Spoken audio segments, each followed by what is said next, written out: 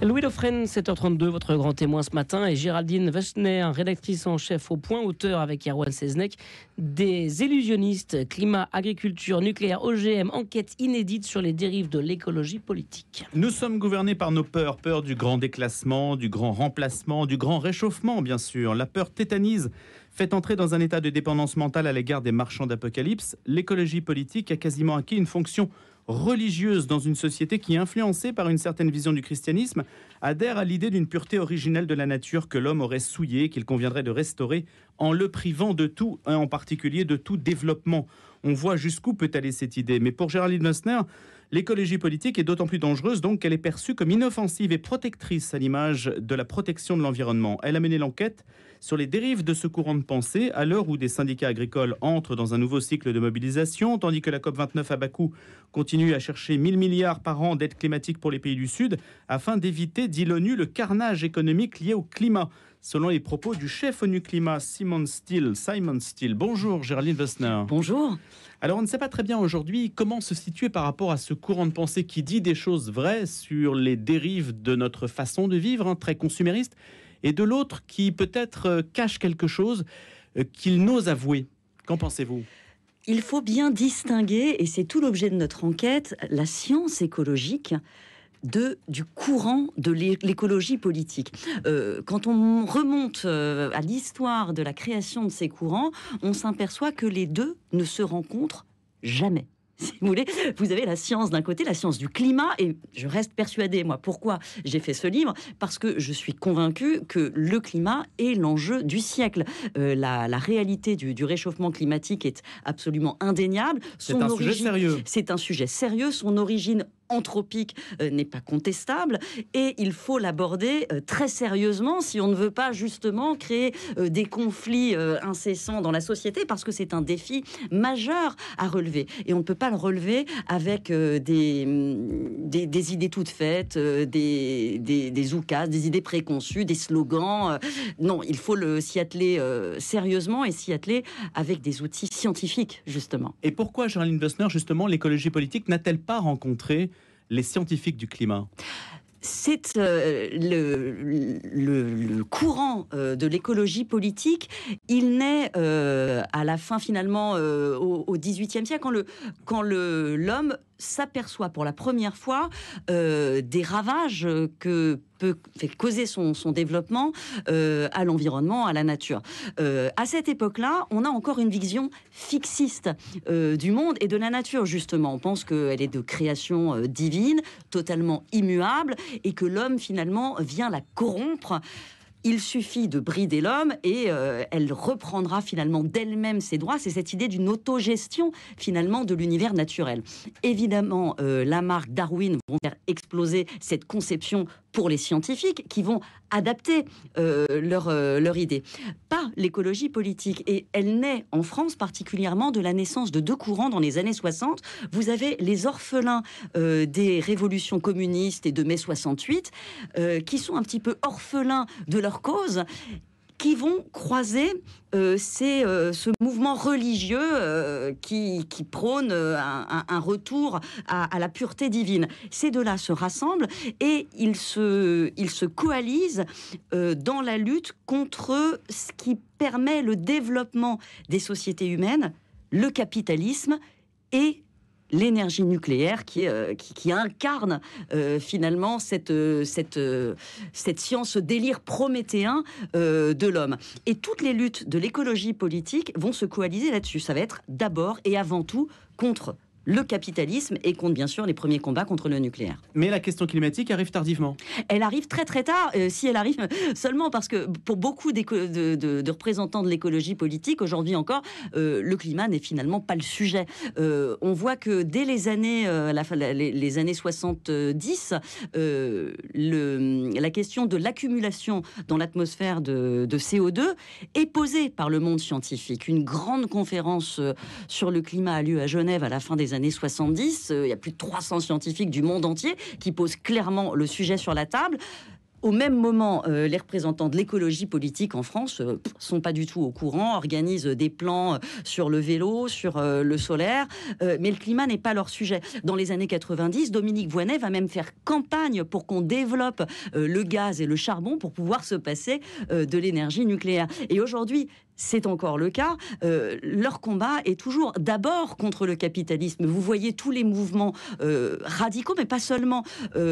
Aujourd'hui, se mobilisent contre le TGV. Par exemple, Lyon-Turin, parce que pourtant il est très vertueux, il permettrait de réduire nos émissions de CO2, mais pour eux il est terrible parce qu'il continue un modèle économique qu'il faut, selon eux, abattre. Pour eux, le premier ennemi, c'est le capitalisme. Et comment se fait-il, Géraldine Wessner, que les scientifiques du GIEC, les autorités scientifiques ne désavouent pas les membres de l'écologie politique? Ils pourraient dire, attendez, vous nous faites parler, mais nous, on dit autre chose. On dit simplement, et je ne sais pas, j'interprète peut-être votre pensée, on dit que la science dit quelque chose et qu'il faut s'en emparer intelligemment pour que l'on puisse aboutir à des solutions qui soient viables. Et pas simplement imposer une idéologie. Certains le font. Alors, les scientifiques du GIEC, normalement, quand ils sont membres de GIEC, ne s'expriment pas pendant qu'ils sont en fonction. Et c'est tout le principe, d'ailleurs, de ces assemblées scientifiques qui rédigent des rapports qui sont, d'ailleurs, très prudents, hein, avec... ils émettent des hypothèses. Il y a quantité de scénarios. Quantité de scénarios. Ça n'est pas leur rôle d'expliquer au monde quelle politique permettrait de résoudre tel ou tel problème, parce que justement c'est un problème global planétaire qui a plus de 190 pays, chacun a un contexte politique, social, pédoclimatique différent, et il est impossible d'imposer des solutions qui soient uniques. Les solutions doivent être adaptées à chaque contexte, donc ce n'est pas leur rôle. Maintenant, certains le font, hein, et notamment dans le monde anglo-saxon, c'est vrai qu'on entend très peu ces voix en France, mais les grands climatologues, notamment anglo-saxons, américains, sont très très réservés vis-à-vis de ces courants radicaux qui nuisent à la cause plutôt qu'ils ne la servent. Et ça, on peut le mesurer très clairement, notamment en France. C'est un courant politique qui a fait du tort au climat plutôt qu'il ne l'a servi. Est-ce qu'on peut citer des noms de ce courant politique? Parce que si on remonte un petit peu dans l'histoire, vous avez cité Dominique Voynet, mais pas Antoine Wechter, par exemple. Non, parce qu'Antoine Wechter ne fait pas partie de ce même courant, justement. Et il a été battu d'une certaine façon. Il a été battu, mais les Brice Lalonde ou Antoine Wechter font partie d'un courant qui est beaucoup plus pragmatique. C'est-à-dire qu'ils partagent un certain nombre d'idées, mais eux étaient vraiment préoccupés du climat ou de la biodiversité. Et ils se sont totalement détachés de ce courant de l'écologie politique. Et comme vous le dites, ils ont perdu électoralement, et leur voix porte peu, finalement, dans le débat actuel. Alors, peu dans le débat médiatique français, mais énormément auprès de ceux qui font l'écologie aujourd'hui. La France est un cas. La France est un cas à part, oui, parce que on a peut-être, je ne sais pas, ce tropisme un peu marxiste, où on aime, les médias publics notamment, hein, déroulent régulièrement le tapis rouge aux expressions les plus radicales de l'écologie, qui sont d'abord anticapitalistes avant d'être pro-climat. Je reviens sur Mais la décroissance, par exemple, ce n'est pas un mot qui est utilisé par d'autres écologistes ailleurs. Non, alors le débat sur la décroissance est pour le coup vraiment franco-français, mais parce que on a réhabilité particulièrement en France cette vieille théorie malthusienne, vous savez, des limites planétaires. On ne peut pas avoir une croissance finie dans un monde fini. C'est intellectuellement... Une croissance infinie. Oui, infinie dans un monde fini. C'est intellectuellement intéressant comme notion. Effectivement, les ressources de la planète, elles sont limitées. Mais c'est un peu court, parce que limité quand ? À quel horizon? Est-ce que c'est à 50 ans? Est-ce que c'est à 600 ans? À 1800 ans? Il n'y a jamais la réponse à cette question. Or, elle est fondamentale, parce que de quelle manière l'homme peut s'adapter? Ce courant part du principe que l'homme est néfaste, que les technologies qu'il pourrait développer pour résoudre les différents défis qui se présentent à lui doivent être combattus.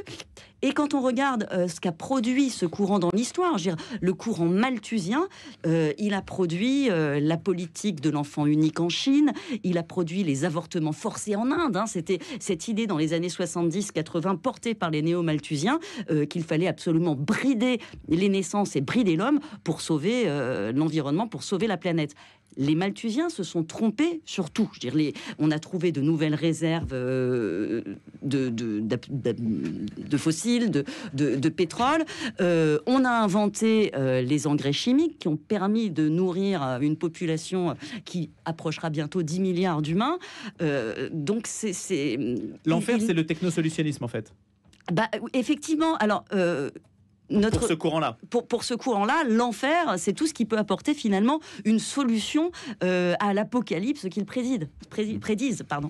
Géraldine Wessner, est-ce qu'il y a dans ce monde écologique, est-ce qu'il y a des éléments à prendre, intéressants, j'allais dire raisonnables, avec lesquels on peut discuter d'une certaine façon? Il y a toujours des éléments essentiels. Ce courant n'est pas né de nulle part. D'ailleurs, ces maîtres penseurs, et qui ont d'ailleurs été récupérés, dévoyés, à l'époque, ont posé des questions qui sont fondamentales. Je veux dire, les catastrophes nucléaires, Hiroshima-Nagasaki, imposaient qu'on se pose des questions sur les limites à poser à notre développement, les limites éthiques. Et ces questions, elles sont toujours prégnantes aujourd'hui.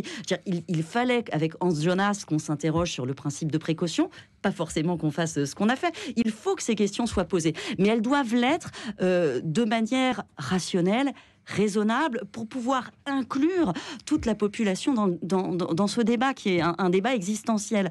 Ça n'est pas ce qui se passe. Aujourd'hui, la façon dont le débat est posé, elle est clivante, elle est excluante, elle est radicale et elle est souvent irrationnelle. Et le fait de mêler d'autres luttes, par exemple féministes, à ce combat, comment l'envisagez-vous? Je ne le comprends pas. Ce sont deux. Enfin, encore une fois, on abîme la cause première, qui doit être pour le coup une cause qui nous concerne tous, qui est: que fait-on face à ce dérèglement climatique qui risque d'entraîner la France sur une pente terrible, Je vous rappelle qu'on parle d'une augmentation de 4 degrés en France d'ici la fin du siècle.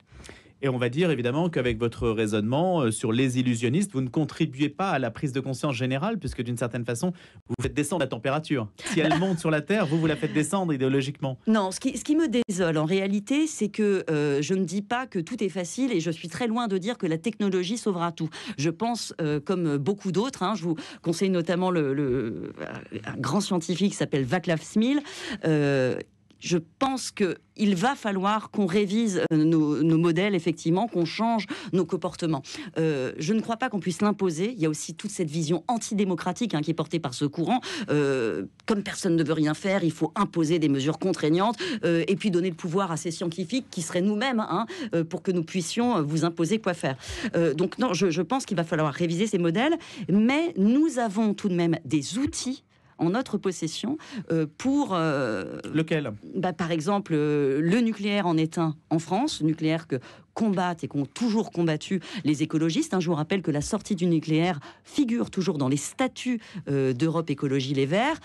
Et puis, par exemple, en agriculture, les OGM, les organismes génétiquement modifiés, qui sont utilisés maintenant depuis 50 ans sur plus de 200 millions d'hectares dans le monde, sans qu'il y ait eu le moindre. Il y a un moratoire en France. Il y a toujours un moratoire en Europe.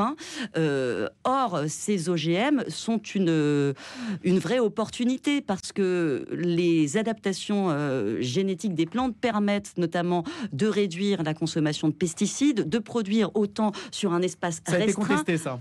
Non, oui, mais ça a été contesté, le fait effectivement, ça a été contesté par ce courant, sauf que maintenant on a les preuves, on le sait. Il n'y a plus vraiment de débat sur cette question. Les plantes ne sont pas automatiquement dégénératives et ne sont pas au contraire très gourmandes en pesticides. Non, c'est faux, c'est pas vrai. Non, et alors, on a en plus aujourd'hui des technologies, notamment la technologie CRISPR-Cas9, qui a valu à une Française, Emmanuelle Charpentier, le prix Nobel de chimie il y a quelques années. C'est cette technologie-là de ciseaux moléculaires qui permettent des modifications très ciblées de la génétique des plantes, notamment pour qu'elles aient besoin de moins d'eau, qu'elles résistent à la sécheresse, qu'elles puissent pousser dans des sols salés, qu'elles résistent à la submersion. Aujourd'hui, des riz génétiquement modifiés permettent de nourrir la population du Bangladesh, même dans un contexte de montée des eaux. Donc refuser ces nouvelles technologies au nom d'une vision fixiste et puis vraiment anti-technologique est criminel. D'ailleurs, à peu près 150 prix Nobel avaient appelé l'Europe à cesser cet acharnement idéologique, et on n'arrive pas à avancer collectivement sur ces débats de façon qui soit vraiment sereine et rationnelle. C'est la même chose pour le glyphosate. En fait, ce sont les additifs, par exemple, qui sont essentiellement polluants, pas tellement le glyphosate en tant que tel. Le glyphosate en tant que tel est reconnu aujourd'hui comme une molécule. Alors évidemment, c'est un herbicide, donc ça tue des herbes, mais c'est l'un des herbicides, alors les moins chers, puisqu'il est dans le domaine public depuis plus de 20 ans, et les moins impactants pour l'environnement. Géraldine Wessner, 2 éléments, je voudrais vous entendre. Le ZAN, la zéro artificialisation nette pour les sols, et puis la maison individuelle. On veut la fin de la maison individuelle. Ces 2 éléments, c'est possible de les détailler ?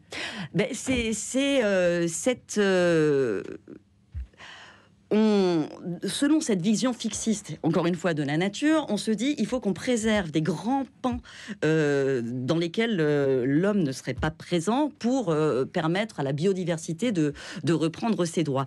Le zéro artificialisation nette, il naît de cette idée que l'homme dévore en fait l'espace. Alors, c'est vrai dans une mesure, encore une fois, assez raisonnable.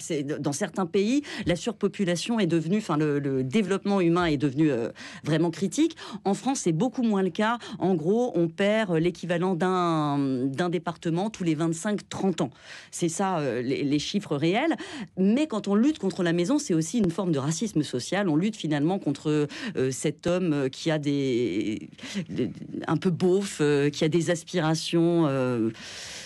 l'épanouissement personnel, en fait, voilà. d'une certaine façon.